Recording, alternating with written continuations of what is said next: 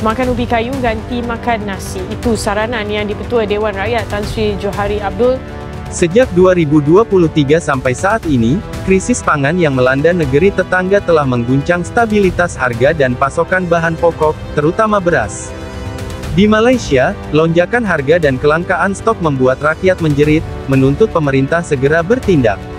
Desakan publik mendorong pejabat tinggi Malaysia untuk bergerak cepat, hingga akhirnya sang menteri datang langsung ke Indonesia dengan satu misi, mengimpor beras dan mempelajari sistem pertanian Indonesia yang kini diakui jauh lebih maju dan produktif. Dan tadi, sebelum saya ke sini, saya diundang oleh Menteri Pertanian, oleh Menko Pangan untuk menghadiri penanaman sawah dengan teknik modern, di mana penyebaran benih dilaksanakan dengan drone, di mana yang tadinya 1 hektar membutuhkan 25 hari diolah. Kalau pakai cara tradisional, sekarang kita bisa mengolah 25 hektar dalam 1 hari. Di tengah kekacauan pangan itu, Indonesia tampil sebagai harapan. Ketahanan pertanian yang dibangun bertahun-tahun kini membuahkan hasil, menjadikan negeri ini perlahan menjadi penyelamat bagi saudara serumpun. Tak hanya sebagai pemasok, tapi juga sebagai guru dalam pertanian modern. Indonesia yang dulu kerap dilihat sebelah mata, kini menjadi contoh dalam mengelola pangan secara berkelanjutan dan mandiri.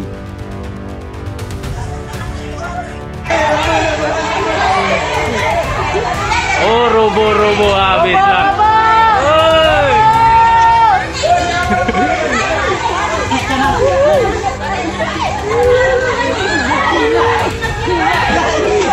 Oh, indah.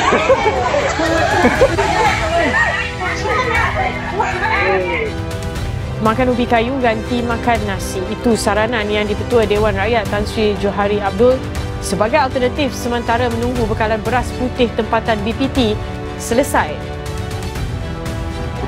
Yang keduanya saya rasa rakyat Malaysia juga harus melihat alternatif.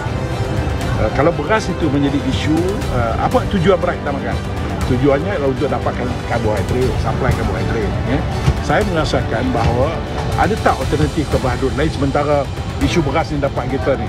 Contohnya, saya pernah berbincang dengan beberapa MP dari Sarawak. Banyak MP Sarawak yang menanam ubi kayu, kan saya? Di ubi kayu ini digunakan untuk suplemen. Sebab ubi kayu ni khasiat dia memang hebat. Dan dia kalau bandingkan dengan sugar yang ada dalam beras, ubi kayu ni jauh lebih bawah. Jadi di sana orang Sarawak, dia menggunakan ubi kayu. Saya bincang dengan MP dia, kalau kita dapat perkenalkan makanan suplemen menggantikan beras, buatlah ubi kayu macam mana pun, sudah tentulah saya rasa di Sarawak lah saya dipahamkan amat berjaya. Mengulas lanjut, Johari berkata langkah itu juga boleh menjadi antara jalan keluar daripada kepompong yang sedia ada, termasuk tidak membiarkan isu beras mengawal keadaan rakyat di negara ini. Kita punya tanah yang banyak, tetapi kita harus ada keberanian untuk mencuba. Kadang-kadang pergantungan kita kepada makanan luar negara ni amat hebat. Dan pernah kita mengimport, ataupun saya ingat setahun setengah yang lalu, kita import dalam bajet kita hampir 60 bilion. Satu jumlah yang terlalu besar. Yang Di-Pertua Dewan Rakyat Johari Abdul mencadangkan agar rakyat Malaysia menggantikan nasi dengan ubi kayu sebagai langkah sementara bagi menunggu isu bekalan beras tempatan selesai. Saudara, dalam sejarah negara Malaysia ini sejak merdeka, belum lagi ada mana-mana pemimpin ataupun kerajaan menyuruh rakyat makan ubi kerana ketiadaan beras. Dan adakah rakyat nak makan ubi dengan rendang daging atau ayam, ataupun makan ubi dengan asam pedas ataupun masak lemak? Saudara, mungkin selepas ini, selepas subsidi petrol ditarik oleh kerajaan, mereka akan bagi tahu rakyat kena makan ubi dengan kelapa, gula dan garam untuk menangani masalah harga barang basah dan kering yang meningkat dalam pasaran tempatan. Inilah standard kerajaan Pakatan Harapan, kerajaan Madani yang nak mengembalikan Malaysia ke zaman batu. Saudara dan saudari, adakah selepas ini jika harga pakaian mahal, mereka suruh rakyat tutup badan dengan daun? Ataupun sekiranya rumah mahal, mereka suruh rakyat pergi duduk kat halang buah? Fikir-fikirkanlah, inilah kerajaan Madani di bawah pimpinan seorang Perdana Menteri tandas seperti Anwar Ibrahim.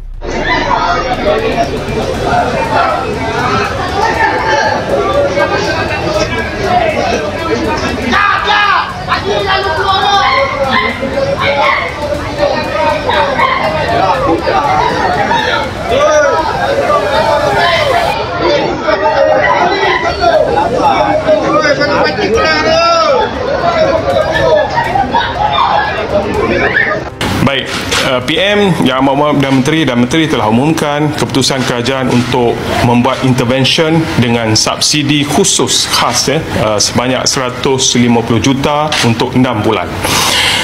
Pihak saya di Kementerian dengan persetujuan Yang Berhormat Datuk Seri Menteri dan Yang Bahagia Datuk Seri KSU, kita telah merangka mekanisme pelaksanaan yang lengkap, yang saya boleh katakan kita yakin bahawa menggunakan mekanisme ini, maka program ini akan memberikan suasana menang-menang lagi sekali kepada seluruh pemain industri, bermula daripada pesawah sehingga kepada pengguna. Berita melaporkan Menteri Pertanian dan Keterjaminan Makanan Abang Mat Syabu kita, dia mengatakan bekalan beras putih tempatan hari ini dah tersedia di pasaraya di seluruh negara mengikut jadual.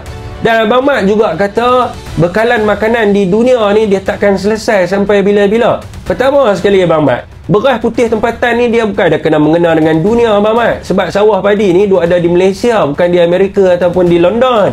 Yang keduanya Abang Mat, ramailah rakyat Malaysia ni duk bagi tahu depa pergi ke pasaraya yang berdekatan dengan rumah depa, tapi tak jumpa juga beras putih tempatan ni, tak tahu hilang di mana.